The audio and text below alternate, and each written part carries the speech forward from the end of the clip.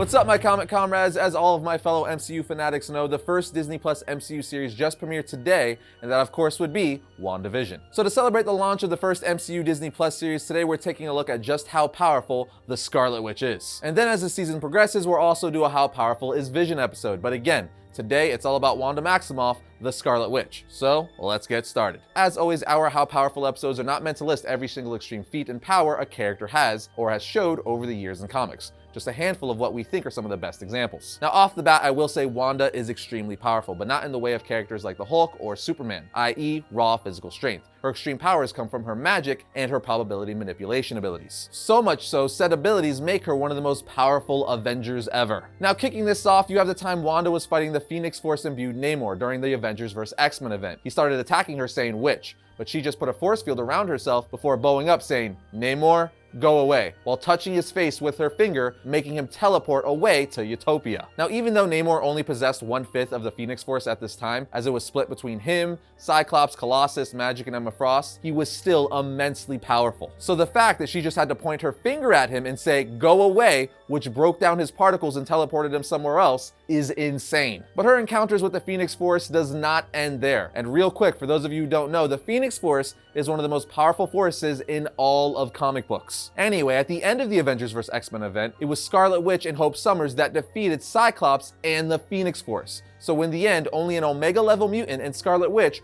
were able to defeat the Phoenix Force. That easily makes Wanda a heavy hitter. It should also be noted that before Wanda and Hope teamed up to defeat the Phoenix, they fought each other, and as the comic says, AVX fun fact, the Phoenix Force isn't the only threat to the existence of Earth, as we see Wanda and Hope fight so intensely you could see it from space, meaning these characters alone could destroy the Earth. But for today's purposes, more specifically Wanda, could destroy it easily if she really wanted. Now we're all familiar with the God of Thunder and how powerful he is. I mean, dude is literally a god. But when Thor was attacking Wanda with lightning from his hammer, she blocks it saying, "All energy can be easily transmogrified. Lightning is the simplest of all. I'll withstand your worst." This pisses off Thor more, so he charges her, to which she says, "You truly are out of your mind and clearly don't remember whom you face," as she uses her magic to chuck a truck at him. She even slowed down time while fighting Thor. At this point, Wanda and Havoc were fighting Thor together, but Wanda says, "Go, Alex. The others will be expecting us to go help them. Do whatever you must to take down the Red Skull." He replies, "Hell no, I'm not leaving you alone to fight Thor." She then tells him,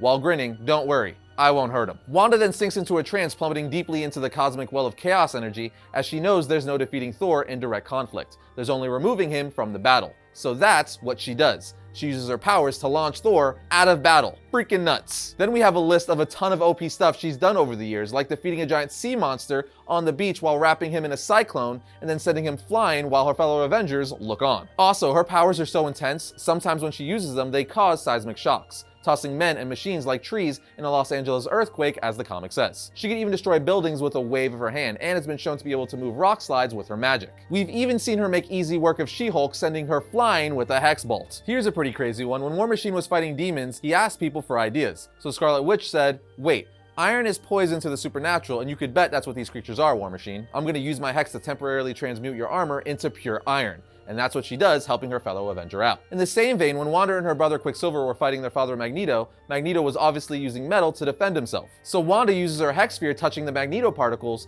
and transforms the force field shielding Magneto into a hardly formidable, sweet-smelling field of flowers, as the comic says, allowing Quicksilver to attack his father. Then, there was a time the Scarlet Witch, along with a few fellow sorcerers like Hellstrom, Dr. Voodoo, Wiccan, Shaman, Magic, and Doctor Strange, wished away a mother-freaking Celestial.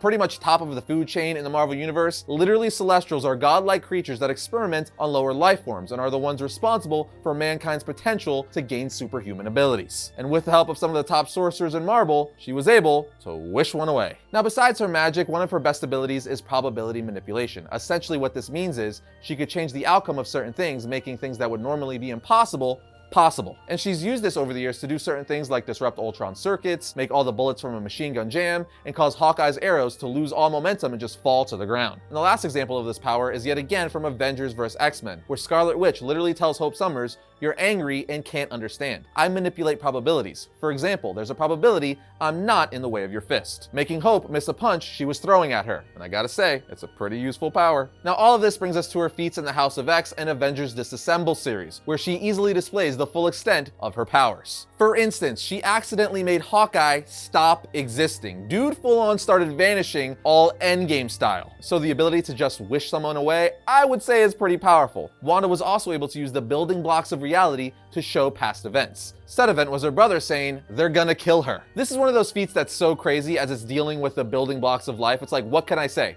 She was using the building blocks of life to show past events. And if you don't understand that, I don't know what else to say. Now, some of the things I already mentioned didn't put Wanda in that godlike category considering the magnitude of her powers. This one should. After Magneto beat Quicksilver to death, Wanda brought him back to life. That's right, she resurrected Quicksilver. She brought her brother back from the dead. And that's not the only person she resurrected. She also resurrected the Jack of Hearts and made him blow up Avengers Mansion. Meaning, she has the power, clearly, to bring the dead back to life. But things start getting even crazier when Wanda created a pocket dimension which she had children in until Xavier made her fix it. But the point is, she was able to create her own dimension, and not only that, have children in this dimension, creating life as well. But like I just said, Xavier comes rolling in like the father figure he is, being like, Wanda, we talked about this. Put it back. You have no children. There was no one in this room but you and me. You cannot have children. You never could. Now stop abusing your mutant powers and put it back. You're only hurting yourself. He basically just slapped her on the hand. That's what happened. Wanda then tells him, no, these are my children. So Xavier yells at her saying, Wanda, put the world back now. At which point she does, saying, oh God, I killed them.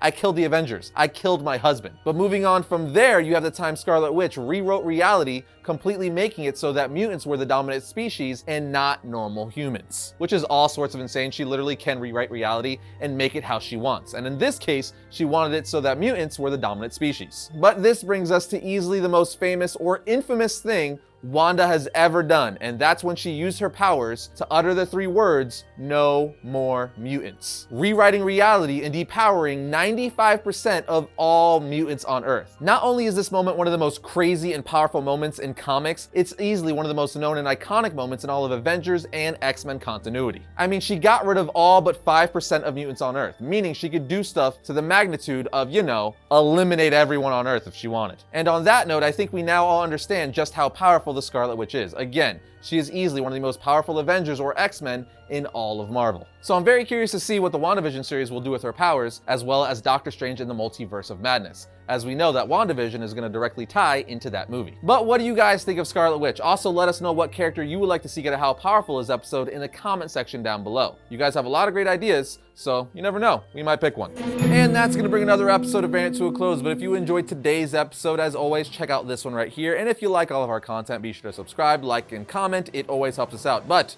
I will see you guys next time when I talk about all things comics.